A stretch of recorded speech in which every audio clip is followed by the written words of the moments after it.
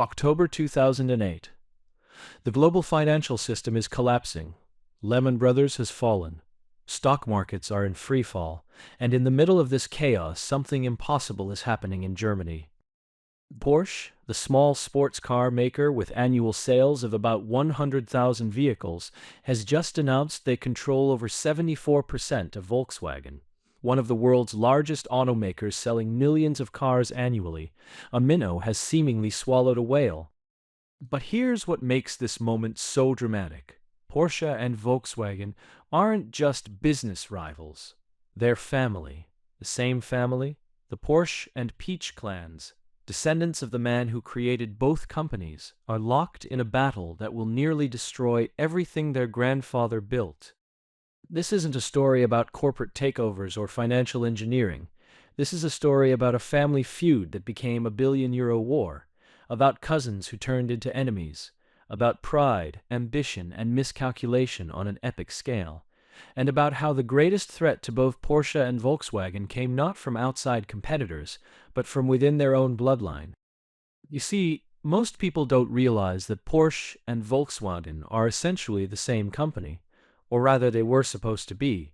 Ferdinand Porsche designed the Volkswagen Beetle in the 1930s. His son Ferry later created Porsche sports cars using Beetle components. For decades, the two brands existed in symbiotic harmony. But by 2005, that harmony had shattered. The Porsche family wanted control of Volkswagen. The Piëch family, equally descended from Ferdinand Porsche, already controlled Volkswagen and weren't about to surrender it. And what followed was a corporate battle so spectacular, so bizarre, so ruinously expensive that it nearly bankrupted both companies and shocked the entire automotive world. To understand how this happened, how a family created two of the most successful automotive brands in history and then almost destroyed both, we need to go back to the beginning. Because this story doesn't start with corporate boardrooms in 2008, it starts with one man, one vision, and one very complicated family. Ferdinand Porsche was born in 1875 in Maffersdorf, then part of Austria-Hungary, now in the Czech Republic. He showed mechanical genius early, installing electric lighting in his parents' home at age 15, when electricity was still rare and mysterious. His father, a tinsmith, expected Ferdinand to take over the family business. But young Ferdinand was obsessed with electricity and mechanics. He would sneak books on electrical engineering, studying by candlelight after his parents thought he was asleep. This self-taught determination would define his entire career. At 18, Ferdinand left home for Vienna, finding work at Bella Egger & Company, an electrical company. He attended technical lectures at night, absorbing everything he could about electrical systems and emerging automotive technology. He was building expertise not through formal education, but through relentless curiosity and practical work. By his early 20s, Porsche was designing electric vehicles for Loader in Vienna. His 1900 Loader Porsche was revolutionary, a hybrid electric vehicle with electric motors in the wheel hubs. This was 1900, remember? Porsche was building hybrid electric cars when most people had never seen any kind of automobile. The Loader Porsche could travel 50 kilometers on battery power alone. With a gasoline engine generator added, it became the world's first hybrid electric vehicle. At the 1900 Paris World's Fair, Porsche's design won awards and attracted attention from the emerging automotive industry. He was 25 years old. But Porsche's real genius wasn't just in innovation. It was in obsessive engineering perfectionism, combined with practical problem-solving. He didn't design vehicles to be exotic or expensive. He designed them to work, to be efficient, to solve real transportation problems. This philosophy would define both Volkswagen and Porsche sports cars decades later. Through the 1920s and early 1930s, Porsche worked for various automakers, Austro-Daimler, Daimler, and Steyr, building his reputation as one of Europe's greatest automotive engineers. He designed successful race cars. He created innovative production vehicles. But he was difficult, stubborn, insistent on doing things his way. Companies kept hiring him for his genius and firing him for his temperament. At Austro-Daimler, Porsche became technical director and designed the Saga sports car, which won its class at the Targa Florio in 1922. But he clashed with management over design philosophy and left. At Daimler in Stuttgart, he created the Mercedes-Benz SSK, one of the most iconic sports cars of the era. But again, personality conflicts led to his departure. Porsche's time at Steyr in Austria was brief but productive. He designed advanced cars with innovative suspension systems. But the Great Depression hit, Steyr merged with Austro-Daimler, and Porsche found himself working for people who'd fired him before. He resigned rather than accept the humiliation. This pattern of brilliance, followed by conflict, defined Porsche's career. He was a genius who couldn't work within corporate hierarchies. He needed creative freedom that employers wouldn't grant. By 1931, at 56, he'd decided that if he couldn't work for others, he'd work for himself. In 1931, at age 56, Porsche did what difficult geniuses often do. He started his own engineering consultancy.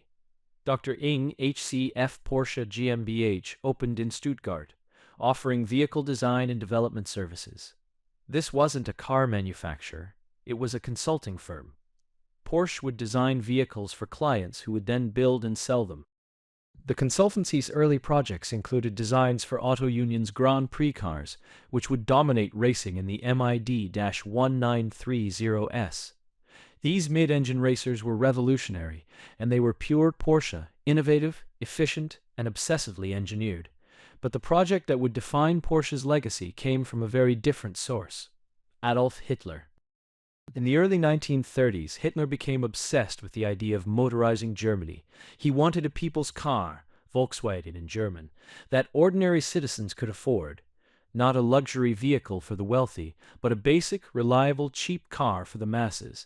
It was propaganda and populism merged with industrial policy. Hitler summoned Germany's automotive industry leaders to present their proposals for this people's car. Ferdinand Porsche was the only one who took the challenge seriously. Everyone else tried to explain why a truly affordable car was impossible. Porsche said he could do it. The specifications were absurd: a car that could transport 2 adults and 3 children, cruise at 100 kilometers per hour on the new autobahns, achieve 7 liters per 100 kilometers fuel consumption, and cost no more than 1,000 Reichsmarks, about the price of a good motorcycle. Most engineers thought this was fantasy. The challenge seemed impossible because traditional car design couldn't meet these requirements. Front-engine, rear-drive layouts were heavy and complex. Water cooling added weight and maintenance needs. Conventional bodies created excessive drag at high speeds. Everything needed to be rethought. Porsche designed the Volkswagen with brilliant simplicity. Rear-engine, air-cooled, streamlined body to reduce drag, lightweight construction.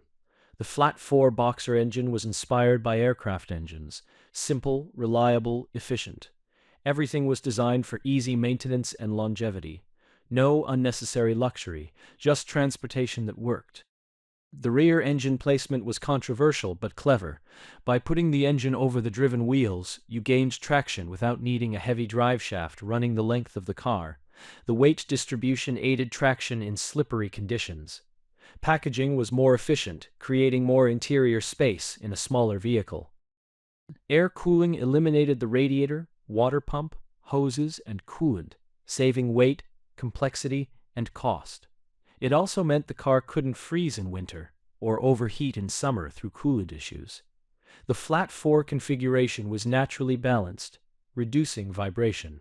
It was elegant engineering, solving multiple problems with single solutions. The iconic Beetle shape wasn't styled for aesthetics. It was aerodynamics and packaging efficiency made visual. Form following function in the purest way possible. And it worked. Porsche created a car that met Hitler's impossible specifications. But here's where history gets complicated. The Volkswagen was a Nazi project. The factory was built with Nazi money using forced labor. Ferdinand Porsche accepted contracts from a regime that would commit horrific crimes. This is a stain on the Porsche legacy that can't be ignored or excused. World War II intervened before the Volkswagen could reach mass production for civilians. The factory was built with Nazi money and forced labor in what became Wolfsburg.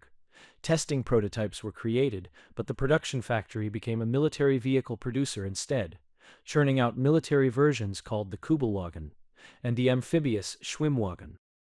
The few pre-war prototypes that were built impressed everyone who drove them. They were reliable, economical, and surprisingly comfortable. The air-cooled engine started in any weather. The streamlined body created minimal drag. The simple mechanical layout meant repairs were straightforward. It was everything Porsche promised and more. But history intervened. The Volkswagen factory produced military vehicles instead. Porsche himself designed the Tiger tank's transmission and consulted on various military projects. His engineering services were valuable to the Nazi war effort, a fact that would haunt him after Germany's defeat. Porsche himself was imprisoned by the French after the war, charged with war crimes for his work with the Nazi regime. He spent nearly 2 years in prison in Dijon, France. His son Ferry and his son-in-law Anton Piëch worked frantically to secure his release, eventually succeeding through a combination of legal maneuvering and political pressure. While Ferdinand was imprisoned, his son Ferry Porsche was working to keep the company alive.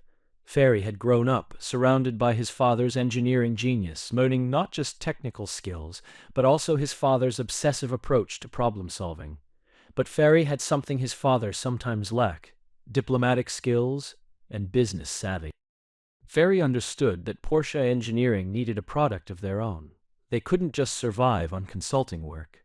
They needed something that would generate steady revenue and build the Porsche name.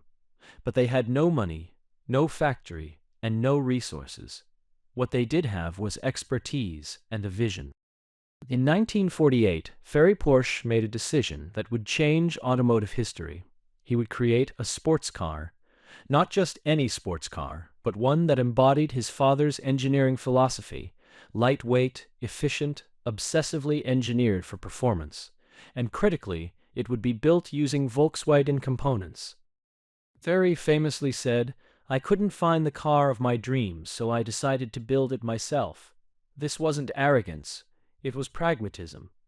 Ferry wanted a car that was fast but usable, powerful but efficient, exciting but reliable. Nothing on the market offered this combination. This wasn't laziness or cost-cutting, it was genius. The Volkswagen Beetle was finally in production, manufactured by the Allies in post-war Germany. Volkswagen parts were available, proven, and cheap. Ferry could access an entire parts ecosystem without building his own. The first Porsche, built in 1948 in Gmünd, Austria, where the family had retreated during the war, used a mid-engine layout with a tubular space frame. It was designated 3561 and was truly hand-built. Only one was made, but it proved the concept. Beetle components could create a sports car. The production Porsche 356, unveiled later in 1948, used the Beetle's engine, transmission, and suspension components. But what Ferry's team did with those components was extraordinary. They lightened everything, tuned the engine for more power, designed a beautiful streamlined body, and created handling characteristics that made the car a joy to drive. The body was designed by Erwin Komenda, who had worked with Ferdinand Porsche since the 1930S. It was aluminum over a steel frame initially, later steel for easier production. The shape was organic, flowing, beautiful in its simplicity. No sharp edges, no unnecessary decoration. Pure form following function. The 356 weighed just 585 kilograms. It produced only 40 horsepower initially, but because it was so light and aerodynamic, it could reach 140 kilometers per hour. More importantly, it handled beautifully. It was engaging, communicative, fun. It made you feel like a racing driver, even at modest speeds. Here's what's remarkable. Ferry Porsche created a successful sports car company by repurposing his father's people's car components. The Volkswagen Beetle, designed to be cheap and accessible, became the foundation for expensive, exclusive sports cars. The symbiosis was perfect. Early 356 production was tiny, just 46 cars in 1948, but word spread among enthusiasts. The car was light, nimble, reliable. It won races in its class, Customers who bought 356s became evangelists, spreading the gospel of this remarkable little sports car from a company most people had never heard of. Throughout the 1950s, Porsche refined the 356, making it faster, more refined, more desirable. The 356A, introduced in 1955, had improved styling and more power options. The 356B, in 1959, added even more refinement. By the time the 356C appeared in 1963, the car produced up to 95 horsepower and could exceed 175 kilometers per hour, impressive for its displacement. They won races. They built a reputation for engineering excellence and driving purity. Porsche 356s competed in everything from rallies to endurance racing, often winning their class. The 195424 Hours of Le Mans saw Porsche score a class victory, establishing their motorsport credentials. More importantly, the 356 established Porsche's brand identity: lightweight, efficient, obsessively engineered sports cars that rewarded driver skill. This wasn't about brute force or maximum horsepower. This was about balance, precision, and the joy of driving, a philosophy that would define every Porsche that followed. But they never forgot their Volkswagen roots. The relationship between the two brands remained close, almost familial. Ferry Porsche served on VW's supervisory board. Porsche Engineering did consulting work for Volkswagen. The companies cooperated because cooperation served both. Which makes sense, because they were family. Ferdinand Porsche had two children, Ferry Porsche and Louise Piëch. Ferry ran the Porsche sports car company. Louise married Anton Piëch, and their son Ferdinand Piëch would eventually become one of the most powerful figures in the Volkswagen empire. So, the Porsche family and the Piëch family were the same family, descendants of Ferdinand Porsche. But they would develop very different visions for what the automotive empire should be, and that difference would eventually tear them apart. In 1963, Ferry Porsche made another historic decision. The 356, wonderful as it was reaching the limits of its Beetle-based design. Porsche needed a new car, a proper sports car designed from scratch. The project that became the 911 would define Porsche forever. The internal designation was Project 901. Development began in 1959, with Ferry Porsche leading the project, but giving his son, Ferdinand Alexander Porsche, known as Bootsy, responsibility for the design. Bootsy was in his 20s, trained as an industrial designer, and possessed exceptional talent for creating timeless automotive forms. Ferry Porsche's son, Ferdinand Alexander Porsche, known as Bootsy, designed the 911's iconic shape. Long hood, sloping roofline, fastback rear. It was instantly recognizable, timeless. The design looked modern in 1963 and still looks modern today. That's genius-level automotive design. The design wasn't random. Every line served a purpose. The long hood accommodated luggage. Since the engine was in the rear, the front became storage. The sloping roofline improved aerodynamics and gave the car its distinctive silhouette. The fastback rear provided access to the engine for maintenance. Form and function merged perfectly. Inside, the car featured 5 circular gauges arranged in front of the driver, with the tachometer directly in the driver's sightline. This wasn't just design, it was a statement. The tachometer's prominence declared that this car was about driving, about the relationship between driver and machine. Rev limits and engine speed mattered more than speed itself. But the 911 wasn't just pretty. It carried forward Ferdinand Porsche's engineering philosophy: rear engine for traction, air-cooled flat six for simplicity and reliability, lightweight construction, obsessive attention to driving dynamics. The 911 was a 356 reimagined, with more power, more sophistication, more performance. The engine was critical. Porsche developed a 2-liter flat six, producing 130 horsepower. The flat six configuration was chosen for its compact size, low center of gravity, and inherent balance. Air cooling was retained for its simplicity and reliability, even though water cooling was becoming standard elsewhere. The suspension used a sophisticated design with McPherson struts up front and a semi-trailing arm rear. This was far more advanced than the 356's VW-derived setup. The 911 was designed as a sports car from scratch, not adapted from economy car components. The 911 became one of the most successful sports cars in history. It won races, attracted devoted customers, and established Porsche as a premier performance brand. Unlike the 356, the 911 wasn't built from Volkswagen parts. It was pure Porsche, designed in-house, engineered to Porsche's exacting standards. The 911's racing success came quickly. In 1965, a 911 finished 5th overall at the Monte Carlo Rally. By 1968, Porsche 911s were winning outright victories. The lightweight 911R of 1967 was built specifically for racing, weighing just 800 kilograms and producing 210 horsepower. Only 20 were made, and they dominated their competition. The 911 also evolved rapidly for road use. The 911S launched in 1966 with 160 horsepower and became the performance benchmark. The 911T offered a more affordable entry point. The 911E provided the middle ground. Porsche was creating a product range that served different customers while maintaining the core 911 identity. By the early 1970s, the 911 had become Porsche's defining product. The Targa variant with its removable roof panel added versatility. The Carrera RS 2.7 of 1973 became an instant icon, lightweight, powerful, with that distinctive ducktail spoiler. Only 1,580 were built for homologation purposes, and today they're among the most valuable Porsches ever made. But here's what's fascinating. Even as Porsche created their own identity separate from Volkswagen, the families remained entwined.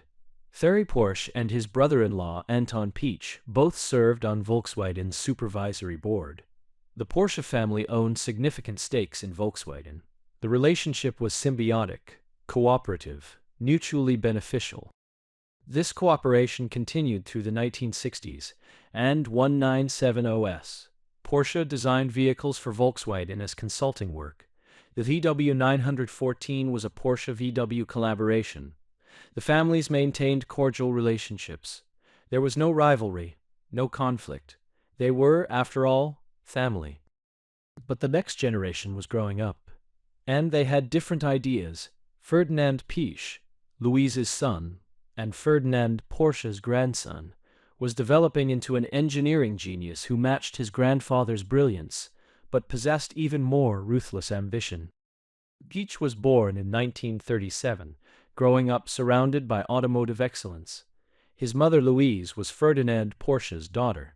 His uncle was Ferdinand Porsche. From childhood, he understood that his family name carried weight and expectations. He would meet those expectations and exceed them. At university, Piëch studied mechanical engineering at the Swiss Federal Institute of Technology in Zurich. He was brilliant, but also demanding. Perfection is difficult. He expected the same level of commitment from everyone around him that he demanded from himself. This made him effective, but not always beloved.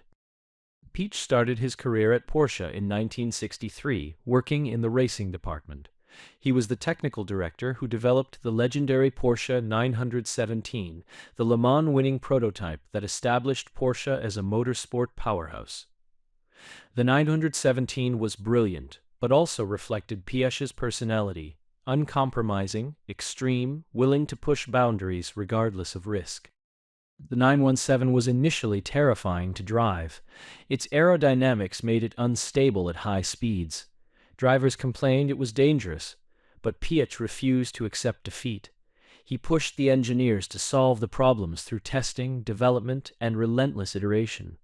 Eventually, the 917 became dominant, winning Le Mans in 1970 and 1971. This approach, demanding perfection, pushing past conventional limits, refusing to accept impossible, defined Piëch's entire career. He was brilliant but exhausting to work with. He achieved extraordinary results but left wreckage in his wake. People admired his abilities while fearing his methods. Piëch also developed the Porsche 911 Turbo, the 930, which debuted in 1974.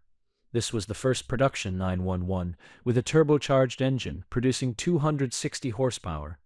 It was brutally fast but also challenging to drive. The turbo lag meant power delivery was peaky, unpredictable. The rear engine combined with massive power made it prone to snap oversteer. Critics said it was too dangerous. Piëch said drivers needed to learn how to handle it properly. This was classic Piëch. No compromises, no dumbing down, no catering to weakness.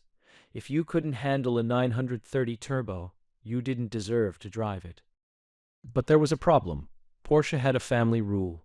No family members could hold executive management positions. This was Ferry Porsche's decision, meant to prevent family conflicts from destroying the company.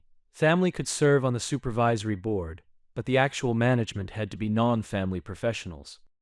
This rule existed because Ferry Porsche had seen how family businesses could tear themselves apart through internal conflicts. He wanted Porsche to survive beyond his generation, to remain a viable company, regardless of family dynamics. So he imposed this restriction, even though it limited his own children and nephews. Ferdinand Piëch, ambitious and talented, chafed under this restriction. He was brilliant, he delivered results, he'd made Porsche a motorsport legend. But he couldn't rise to the top management position because of his last name. The rule that protected the company frustrated his ambitions.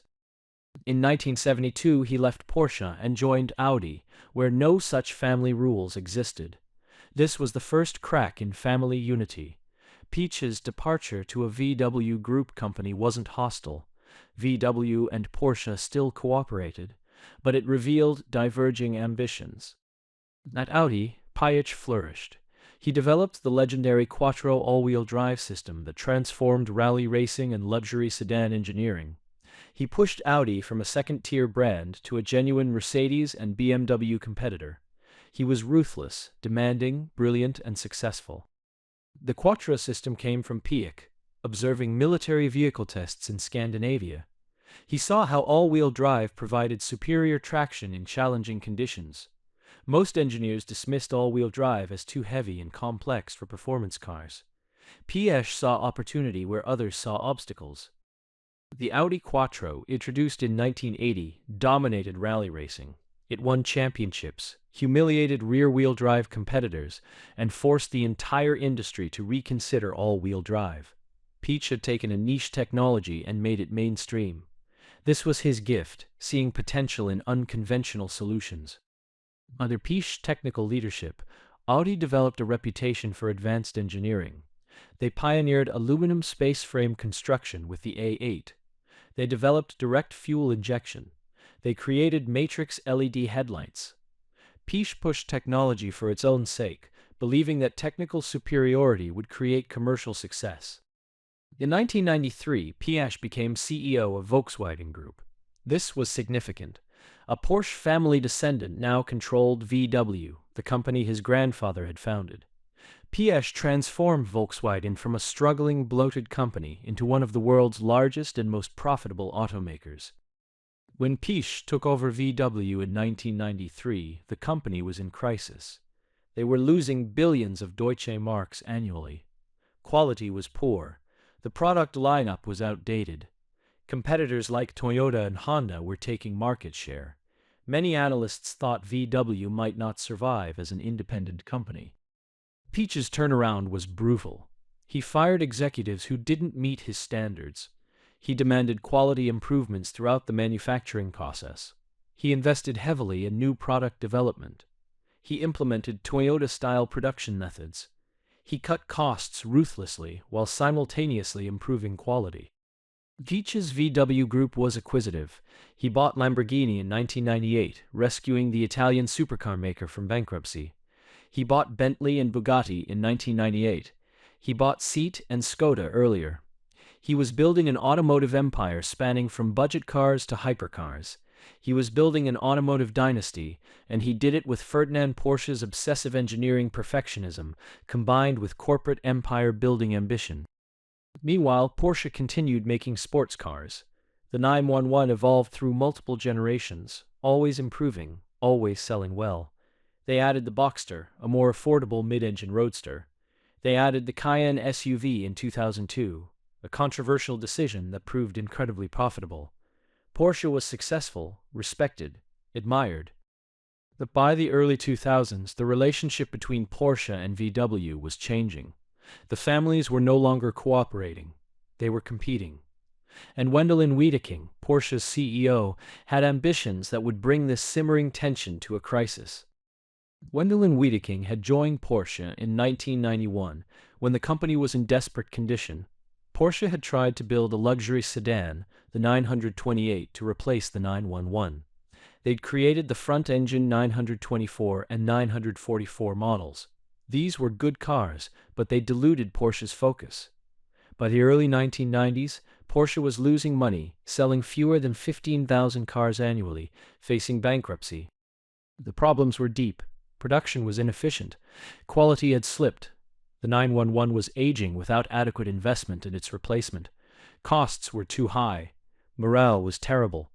Many analysts thought Porsche might not survive. Some suggested VW should simply acquire them and end the uncertainty.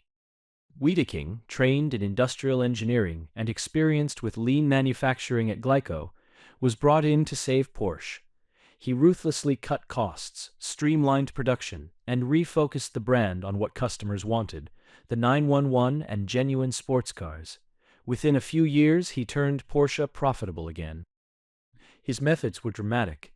He reduced production time for a 911 from 120 hours to less than 80 hours. He cut inventory costs by implementing just-in-time manufacturing. He improved quality while reducing defects. He rebuilt supplier relationships. He made Porsche efficient in ways it had never been before. By 1996, Porsche was profitable again. By 1998, they were posting record profits. Wiedeking had worked a miracle, transforming Porsche from a dying company into one of the most profitable automakers per vehicle in the world. He became a hero in Germany, celebrated as the man who saved Porsche. Then Wiedeking did something brilliant and controversial. He approved the Cayenne SUV project. Porsche purists were horrified. An SUV? From Porsche? It betrayed everything the brand stood for, but Wiedeking understood that SUV profits could subsidize 911 development and secure Porsche's future. The Cayenne, introduced in 2002, was a massive success. It outsold the 911. It generated huge profits. It attracted new customers who wanted Porsche performance in a practical package. Wiedeking's gamble paid off spectacularly. By the MID-2000S, Porsche was extraordinarily profitable per vehicle. Wiedeking had transformed Porsche from a struggling sports car maker in the 1990s into one of the most profitable automakers per vehicle sold. Porsche's profit margins were extraordinary. They made more profit per car than any other manufacturer. The company was small but incredibly efficient and profitable. But Wiedeking wanted more. He looked at Volkswagen, which owned a significant stake in Porsche through complex cross-ownership structures, and saw opportunity. VW was huge but less profitable per vehicle.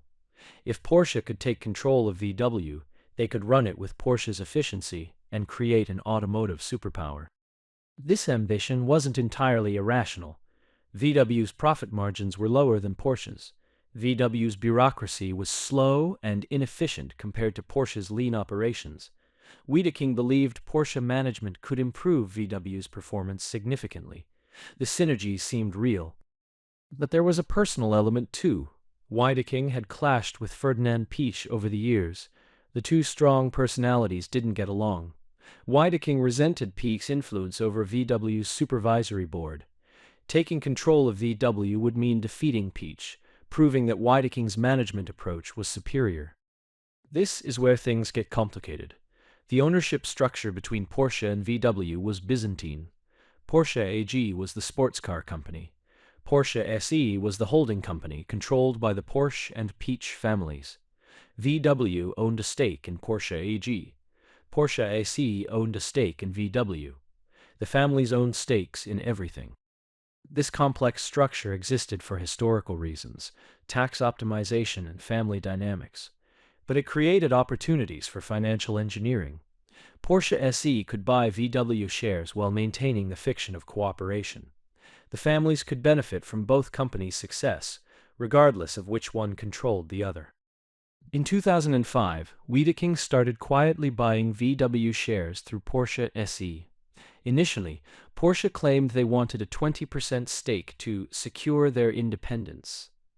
The message was defensive.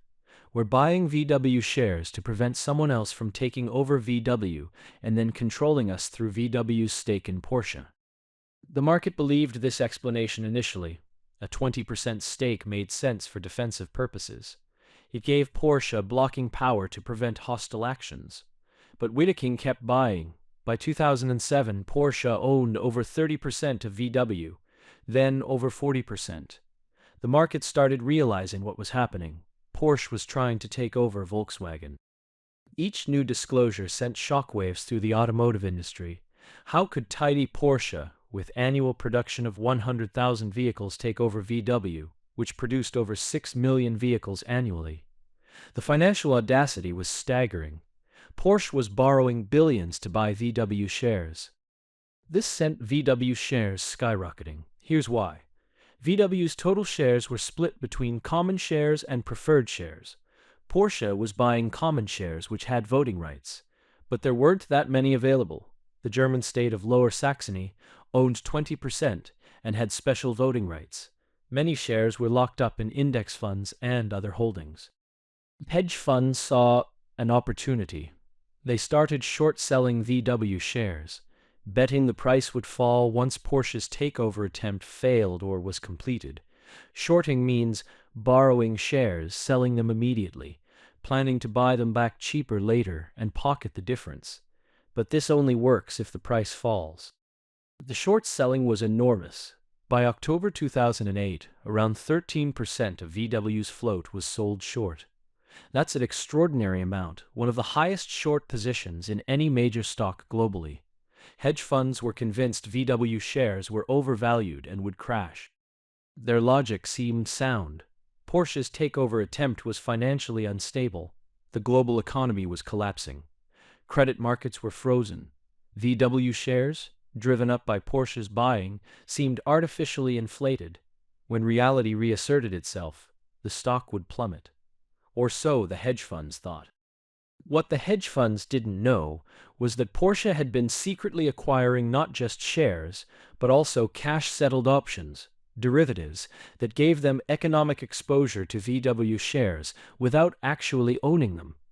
This was brilliant financial engineering, but also potentially deceptive. In October 2008, as global markets were collapsing, Porsche made a shock announcement. They actually controlled 74.1% of Volkswagen through shares and options.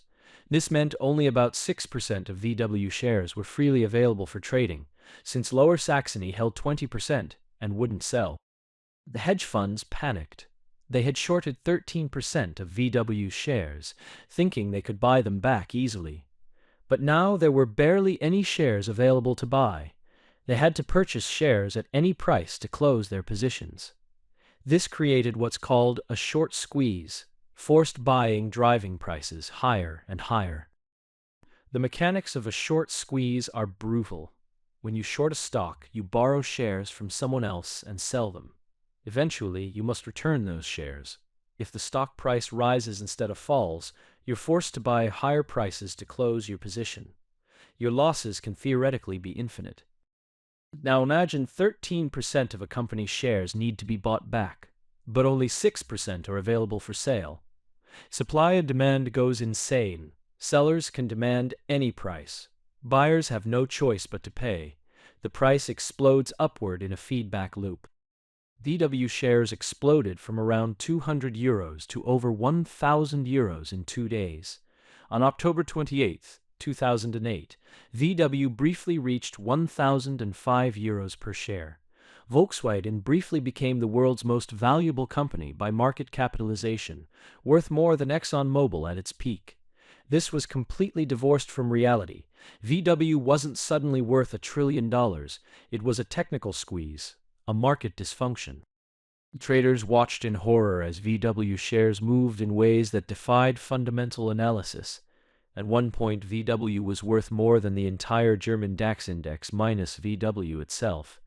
The company that made Golfs and Jettas was supposedly more valuable than all of Germany's other major corporations combined. It was financial madness. Hedge funds lost billions. Some nearly collapsed. The financial pain was extraordinary. And Porsche, who'd created this situation, seemed triumphant. They'd apparently won. The small sports car maker had conquered the giant. But here's what nobody understood at the time. Porsche had destroyed themselves in the process. They had borrowed over 10 billion euros to buy VW shares. Those loans were due. The global financial crisis meant credit markets were frozen. No one was lending money, and VW shares were artificially inflated, meaning Porsche couldn't sell their holdings without crashing the price. The debt came from multiple banks and financial institutions. Porsche had used leverage aggressively, confident they could refinance as needed. But September 2008 changed everything. Lehman Brothers collapsed. Credit markets seized up.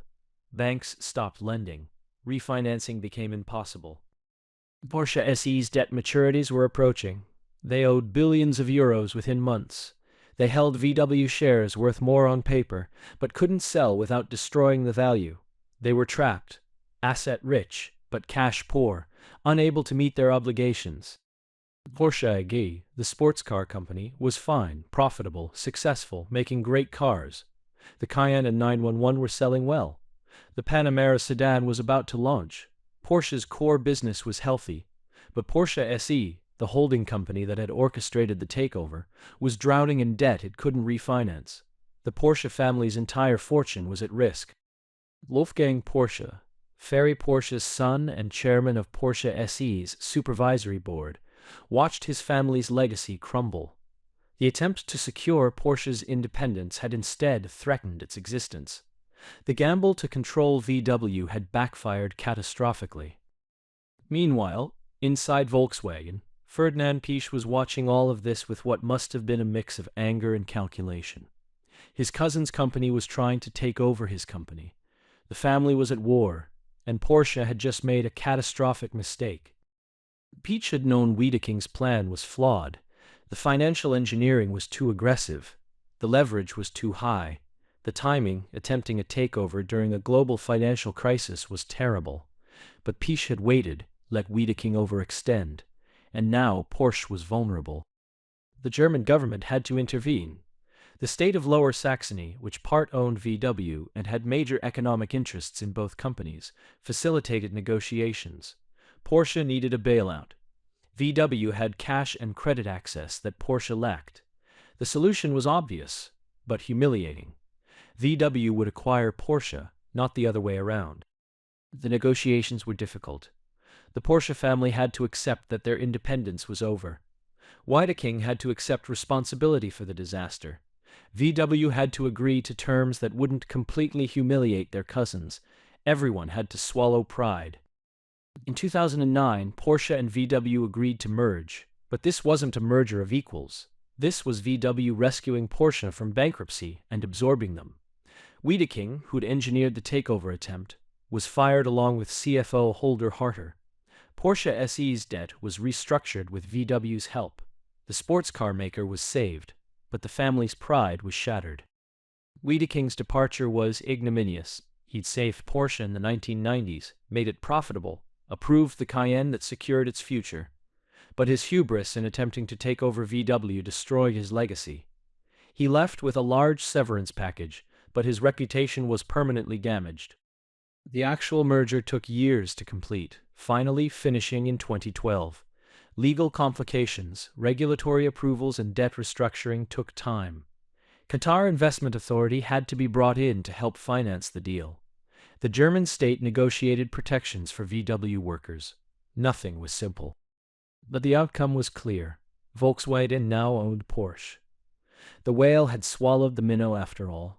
Porsche became the 10th brand in VW Group's portfolio, alongside VW, Audi, Seat, Skoda, Lamborghini, Bentley, Bugatti, Ducati, and MAN. For the Porsche family, this was a bitter defeat. They'd tried to conquer Volkswagen and lost everything instead. Their independence, their control, their leverage, all gone. Ferdinand Piëch VW had won. The family feud had concluded with one side victorious. But here's what makes this story so fascinating. Both companies survived and thrived. Porsche, now part of VW Group, continued making fantastic sports cars. The 911 kept evolving, getting better with each generation. They added the Panamera sedan, the Macan SUV, the Taycan electric sports car. Being part of VW Group gave them resources and scale they'd never had independently. The Panamera, launched in 2009, just as the merger drama concluded, was Porsche's first four-door sedan. Purists hated it initially. A sedan from Porsche?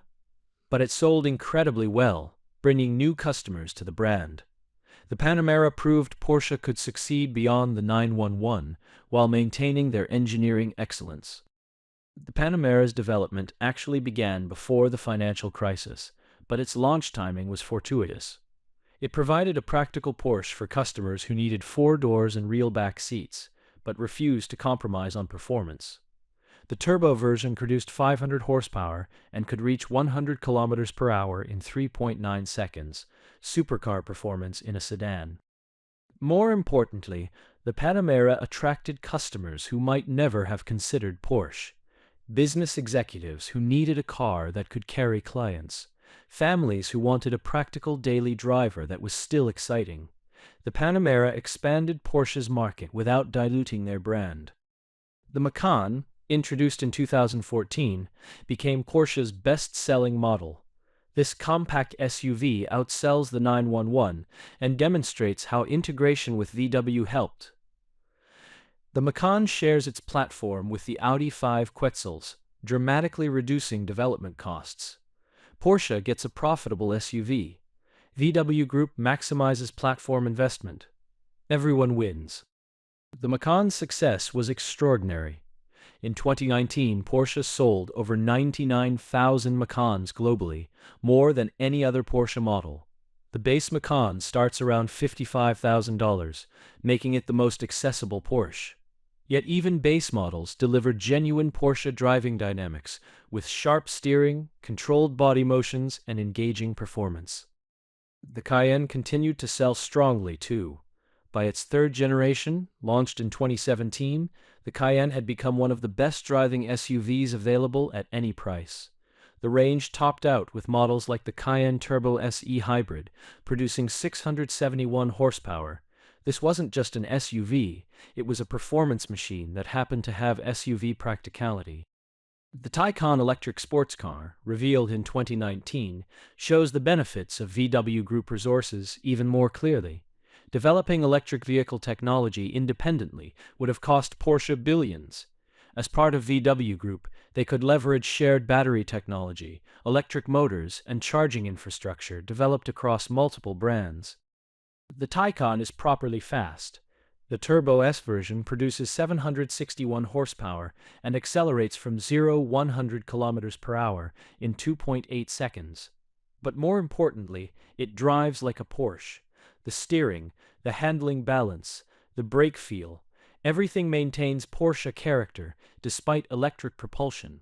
This proves integration didn't dilute Porsche's identity. Volkswagen got what they always wanted: full control of Porsche. They could integrate the brands, share technology, and leverage Porsche's engineering expertise across the entire VW Group. Porsche's profitability helped VW's balance sheet. The synergies were real. Porsche's engineering excellence spread throughout VW Group. The platform that underpins the Porsche Cayenne also supports the VW Touareg, Audi 7 Quetzals, Bentley Bentayga, and Lamborghini Urus.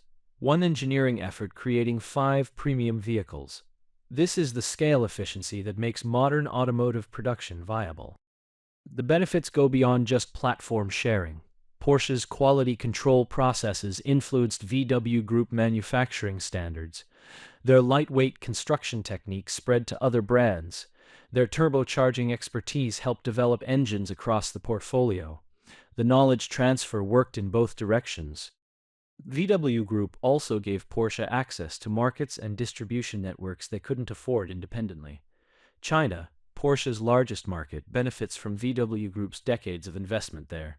The Middle East, North America, emerging markets, Porsche can compete everywhere because VW Group provides infrastructure and scale. VW Group's annual sales now exceed 10 million vehicles across its 12 brands. Porsche contributes relatively few vehicles, around 300,000 annually, but disproportionate profits. Porsche's profit margins remain higher than any other VW Group brand, proving their special character survived integration. Yet the family tension never fully resolved. Ferdinand Piëch remained chairman of VW's supervisory board until 2015, when he was forced out after a power struggle with VW CEO Martin Winterkorn. Even in his 70s, Piëch was fighting battles, unwilling to cede control. The power struggle that ended Piëch's reign was revealing. He tried to force out Winterkorn, who he'd originally appointed. But the supervisory board, including Porsche family representatives, sided with Winterkorn against Piëch. The man who'd conquered Porsche was defeated by the very board structure he'd helped create. Piëch's departure marked the end of an era. For over 4 decades, from 1972 to 2015, he'd been the dominant force in VW Group. First at Audi, then as VW CEO, finally as supervisory board chairman. His influence shaped every major decision, every acquisition, every strategic direction.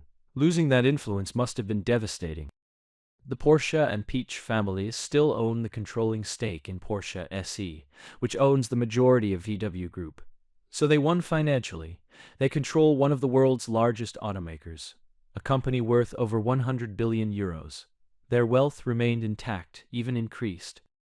But the dream of Porsche independence, of remaining a pure sports car maker separate from VW's mass-market world, died in 2008. The Porsche family had to accept that their company was now just one brand among many in VW Group's portfolio. Special, prestigious, profitable, but no longer independent. Let's step back and understand what this family feud really represents. It's easy to see it as just corporate drama, but it's deeper than that. It's about 2 visions for what the Porsche legacy should be. The Porsche family vision, embodied by Ferdinand Porsche and later by Wiedeking's strategy, was about independence and purity. Porsche should remain a focused sports car company, building the best drivers' cars in the world, maintaining their distinct identity, never diluted by mass-market concerns. The Piëch family vision, embodied by Ferdinand Piëch, was about scale and dominance. The family's automotive empire should be vast, spanning multiple brands and markets, achieving economies of scale, dominating the industry through size and resources, excellence through power. Neither vision was wrong, they were just different. And because the family couldn't reconcile these differences, they went to war. The 2005-2009 takeover attempt was the violent expression of these competing philosophies, ending in a Pyrrhic victory for Piëch's vision. But there's a deeper irony here. Ferdinand Porsche, the grandfather who started it all, probably would have been horrified by this conflict. His entire career was about pragmatic problem-solving and efficient engineering. He designed the Beetle as cheap, effective transportation. He designed race cars to win. He didn't care about corporate empires or family glory. Ferdinand Porsche, who actually built the sports car company, maintained good relationships with the Piëch side for decades. He understood that cooperation served both families better than conflict. It was the 3rd generation, Wiedeking for Porsche, Piëch for VW, who let ambition override wisdom. The financial cost of this conflict was staggering. Porsche SE's debt nearly destroyed the holding company. Hedge funds lost billions in the short squeeze. VW's share price was artificially manipulated, creating market distortions. The broader financial crisis was exacerbated by this corporate battle happening in the middle of it. But there were also benefits, perversely. The crisis forced VW and Porsche to fully integrate, eliminating duplicate operations and sharing technology more aggressively. Porsche's engineering excellence spread across VW Group. VW's scale and resources strengthened Porsche. The merger created value, even though the path there was catastrophic. Today, when you look at VW Group's portfolio, you see Ferdinand Porsche's legacy everywhere. Volkswagen still makes practical, efficient cars. The Golf, the ID electric vehicles that embody his people's car philosophy. Porsche makes sports cars that embody his obsessive engineering perfectionism. Audi, where Piëch made his name, makes technical showcase vehicles. Lamborghini, Bentley, Bugatti, all are part of the empire. The Golf, now in its 8th generation, remains the quintessential Volkswagen. Practical, well-built, efficient, everything Ferdinand Porsche valued in automotive design. Over 35 million Golfs have been sold since 1974, making it one of the best-selling cars globally. The Golf embodies VW's identity. The ID 0.3 and ID 0.4 electric vehicles represent VW's electric future, built on the MEB platform developed at massive cost but shared across brands. This is the people's car philosophy applied to emission-free mobility. Ferdinand Porsche would recognize the thinking, advanced technology made accessible through efficient production and economies of scale. The 911, that icon Ferrari Porsche created in the 1960s, continues to evolve. The current 992 generation is the most advanced 911 ever, with hybrid technology, active aerodynamics, sophisticated driver aids. Yet it still looks like a 911. It still has the engine in the back.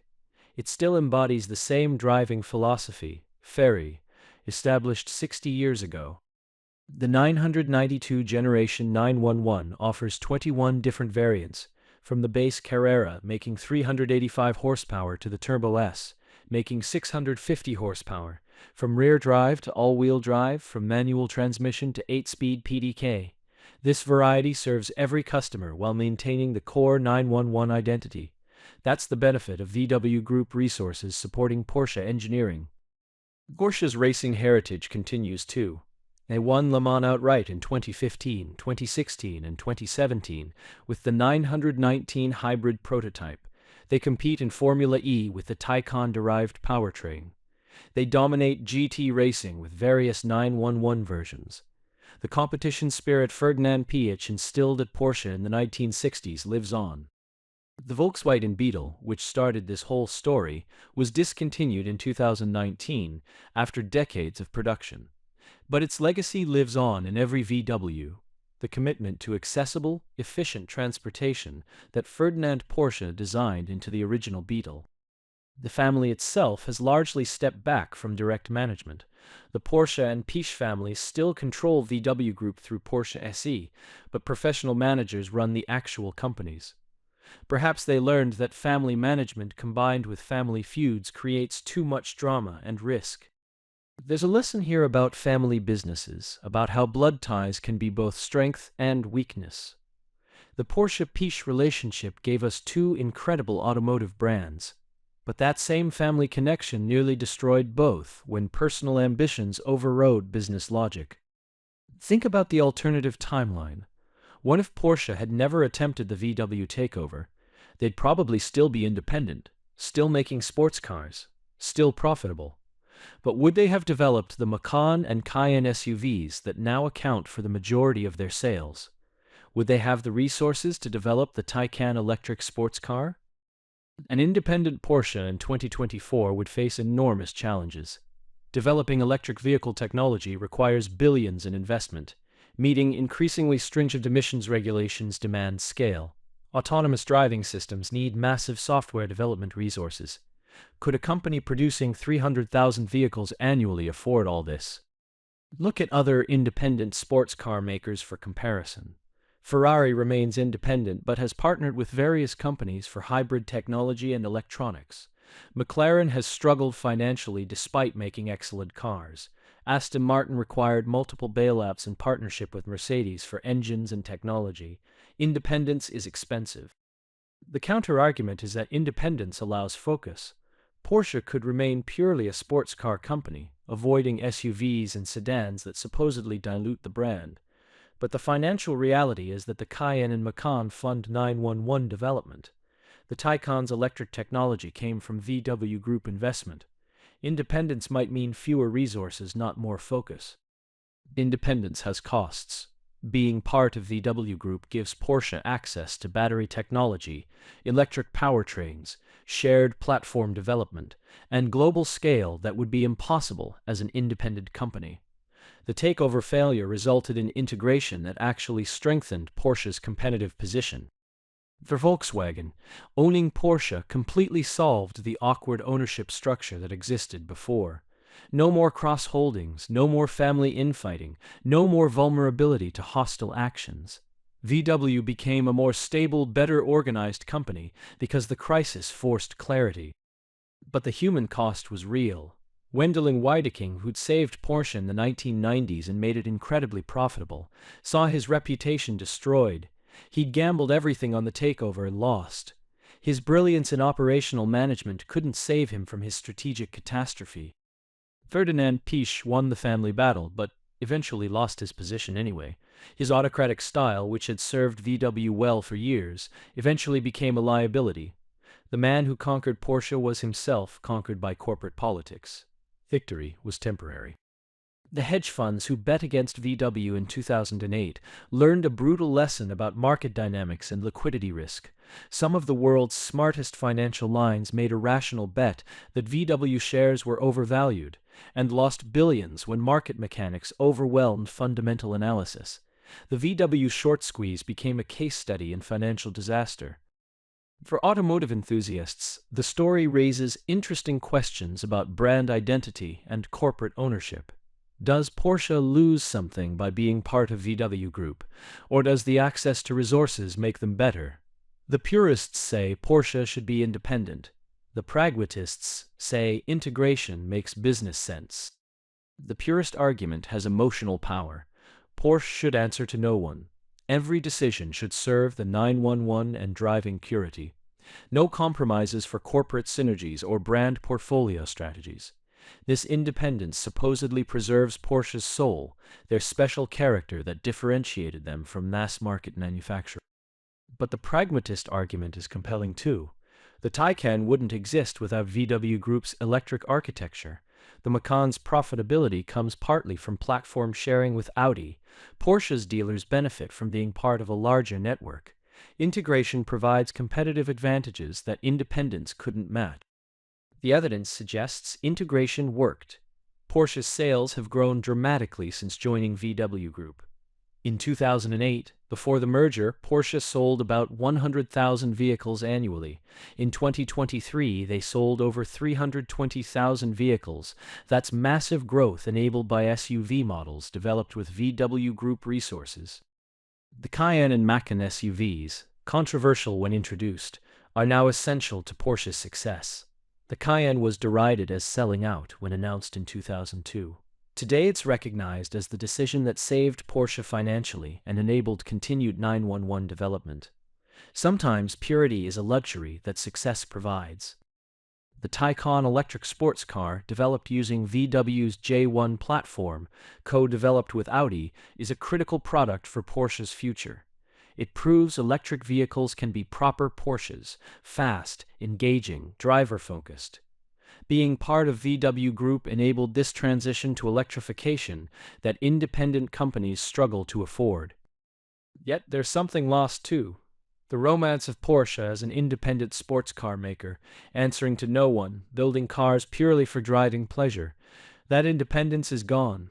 Every decision now considers VW Group's strategy, platform sharing, and corporate synergies. The purity is compromised. This tension between purity and pragmatism runs through all of German automotive history. Mercedes could have remained a bespoke luxury manufacturer. Instead, they built millions of taxis and commercial vehicles. BMW could have stayed focused on motorcycles and small cars. Instead, they conquered the luxury performance market. Audi could have remained mediocre. Instead, they became technical showcases. What makes German automakers successful is their ability to balance engineering idealism with business pragmatism.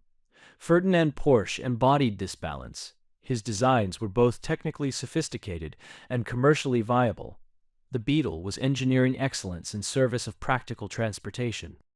But the family feud of 2005-2009 represented the failure of this balance, pure ambition without pragmatism. Piëch's attempt to conquer VW was ambitious, but ignored financial reality. Porsche didn't have the resources to absorb Volkswagen, but ambition blinded them to this truth.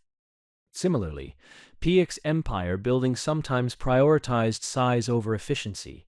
VW Group became massive, owning 12 brands, but complexity created problems.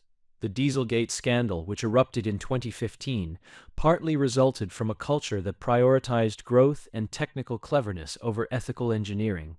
Piëch's legacy is mixed. The Dieselgate scandal deserves mention here because it connects to the Porsche VW story. The drive to make diesel engines clean and efficient, which led to illegal defeat devices, was partly motivated by trying to conquer the US market. Ambition again overriding wisdom. The family's aggressive approach to business had consequences. Dieselgate broke in September 2015 when the EPA discovered VW had installed software designed to detect emissions testing and reduce pollutant output only during tests. In normal driving, the vehicles emitted up to 40 times the legal limit of nitrogen oxides. It was fraud on a massive scale. The scandal cost VW over €30 billion in fines, recalls, and legal settlements. Martin Winterkorn, the CEO who'd survived Piëch's attempt to oust him, resigned in disgrace. Criminal charges were filed against multiple executives. VW's reputation was severely damaged. The root cause wasn't just unethical individuals. It was a culture that prioritized technical cleverness and market conquest over basic honesty. The same aggressive win-at-all-costs mentality that drove the Porsche takeover attempt led engineers to choose cheating over admitting they couldn't meet emissions targets cost-effectively. Ferdinand Piëch had fostered this culture during his years leading VW, demanding the impossible, refusing to accept no, pushing engineers to find solutions regardless of constraints. Sometimes this produced brilliance. The Quattro system, the Veyron hypercar, the MQB platform. Sometimes it produced disaster, Dieselgate, the failed takeover attempt. But let's not end on that note, because despite all the drama, despite the family feuds and corporate battles and ethical failures, the Porsche Volkswagen story is ultimately about extraordinary achievement. One family, descended from one brilliant engineer, created two of the world's most successful automotive brands. The Volkswagen Beetle became one of the best-selling cars in history, bringing mobility to millions. The Porsche 911 became one of the most beloved sports cars ever made, inspiring generations of enthusiasts. These achievements came from the same source, Ferdinand Porsche's engineering genius and obsessive perfectionism. Ferry Porsche took his father's philosophy and applied it to sports cars, creating a brand that represents driving purity. Ferdinand Piëch took his grandfather's philosophy and applied it to corporate empire building, creating an automotive conglomerate that rivals Toyota in scale and sophistication. Different applications of the same values, different expressions of the same family genius, and when those different visions collided in 2008, the result was nearly catastrophic. But both brands survived, adapted, and continue to thrive. Today's Porsche 911 Turbo S produces 640 horsepower from a twin-turbocharged flat-six engine, accelerates from 0-100 km per hour in 2.7 seconds, yet remains docile enough for daily driving. It's a technological masterpiece that would astonish Ferry Porsche, yet it embodies all the principles he established. Today's Volkswagen 0.4 is an electric SUV that brings emission-free mobility to the masses. It's what Ferdinand Porsche would have built if electric technology had been viable in the 1930s. Practical, efficient, accessible transportation using the latest technology. The Porsche Taycan is an electric sports car that proves performance and sustainability can coexist. It's pure Porsche in its driving dynamics, pure VW in its electric technology platform. It represents the synthesis of both brands' strengths, made possible by their integration. The story of Porsche versus Volkswagen is ultimately a story about family, about competing visions, about ambition and miscalculation. But it's also a story about resilience. Both companies survived their near-death experience. Both emerged stronger, more integrated, more capable. The family feud that almost destroyed both Porsche and Volkswagen ended with neither side truly winning or losing. Porsche lost independence but gained resources. VW gained control but had to rescue their rival. The Porsche and Piëch families maintained their wealth but lost their unity. Everyone paid a price, everyone gained something. Perhaps the real lesson is that family businesses face unique challenges that other companies don't. When business conflicts and family conflicts merge, the stakes become personal. Rational business decisions become matters of family pride. Compromise becomes surrender. The Porsche-Piëch feud exemplifies these dangers. Family businesses have built-in tensions that professional management companies don't face. Succession planning becomes complicated by birth order and family hierarchy. Performance evaluations are colored by family relationships.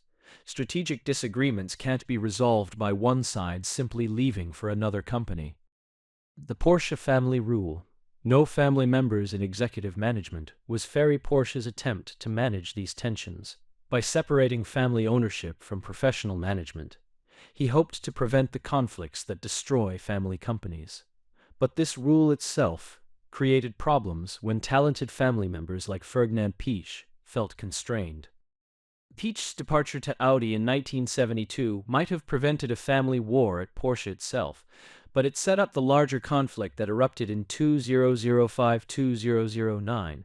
If Piëch had been able to rise to lead Porsche, would he and Witteking have still ended up at war through VW, or would different career paths have prevented the entire crisis? Yet, family businesses also have unique advantages: continuity of vision across generations, long-term thinking beyond quarterly earnings, pride in craftsmanship and reputation. The Porsche and Piëch families built two iconic brands because they cared about more than just profit. They cared about legacy. This long-term thinking enabled decisions that public companies often can't make. Ferry Porsche developed the 911 knowing it would take years to pay off. Piëch pushed Audi to develop Quattro technology when the business case wasn't obvious. Family ownership allowed patience that shareholder pressure often prevents. The challenge is balancing family governance with professional management. The Porsche-Piëch family succeeded at building great companies. They failed at managing their own conflicts. Professional managers like Witteking and Winterkorn got caught in family dynamics they couldn't fully control. So what do we make of this story? That families shouldn't run businesses together? That independence is worth any price? That ambition destroys wisdom? Or that even catastrophic conflicts can lead to beneficial outcomes if the underlying companies are strong enough to survive? Maybe all of these are partially true. The Porsche VW story doesn't offer easy lessons or simple morals. It's messy, complicated, human. Two branches of the same family pursued different visions and nearly destroyed their shared heritage. But the heritage survived, adapted, and continues. When you see a Porsche 911 on the road today, you're seeing the latest expression of Ferry Porsche's 1960s vision, built using technology and resources made available by integration with VW. When you see a Volkswagen Golf, you're seeing the latest evolution of Ferdinand Porsche's people's car concept, refined by decades of engineering improvement. The family that created these brands couldn't stay unified. The second and third generations diverged, competed, fought. But the brands themselves proved resilient enough to survive family drama and emerge stronger. That's testament to the strength of Ferdinand Porsche's original engineering philosophy. Excellence, obsessive attention to detail, elegant problem-solving, refusing to accept good enough. These values built both Volkswagen and Porsche. These values survived family feuds, corporate battles, financial crises, and market changes. They're embedded in both brands' DNA, inherited from one brilliant engineer, born in 1875. So, the next time you hear someone mention Porsche or Volkswagen, remember they're talking about the same family. Remember that the small sports car company and the giant mass-market manufacturer share the same grandfather, and remember that the greatest threat to both wasn't from outside competitors, but from within their own bloodline. Remember that in 2008, Porsche tried to swallow Volkswagen and nearly choked. Remember that family ambition almost destroyed both companies, and remember that despite all of this, both brands survived and thrived, proving that sometimes the institutions we build are stronger than the families that build them. The Porsche 911 will continue evolving, generation after generation, always improving yet always recognizably a 911. Volkswagen will continue building practical vehicles for millions of customers worldwide. The family might feud, but the brands endure. That's the ultimate legacy of Ferdinand Porsche's genius and his descendants' ambition,